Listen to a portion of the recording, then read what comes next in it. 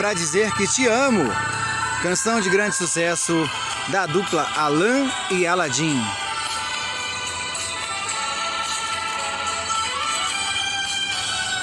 Já é tarde, é quase madrugada, eu não dormi. Quem não lembra dessa música, hein?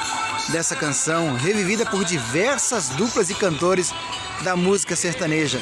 Esse foi um grande sucesso que estourou no ano de 1987, com a dupla Alan e Aladim, num dos álbuns mais bonitos aí da dupla e de grande recordação.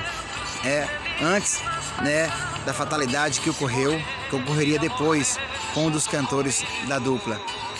Alan e Aladim era uma dupla da voz marcante, que naquele tempo tinha uma das vozes mais diferenciadas da música sertaneja.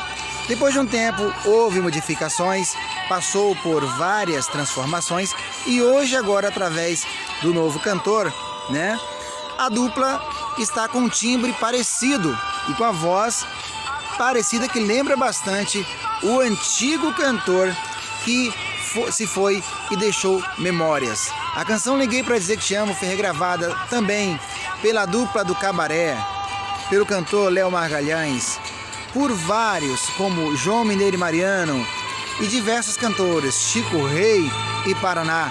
Uma canção de muito destaque, muita significância para a música sertaneja de forma geral.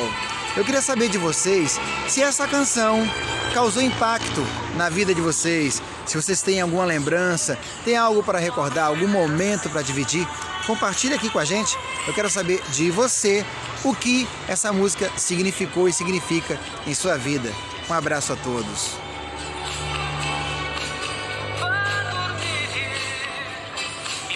Liguei para dizer que te amo. Grande sucesso que estará para sempre na memória dos brasileiros. Estamos conectados.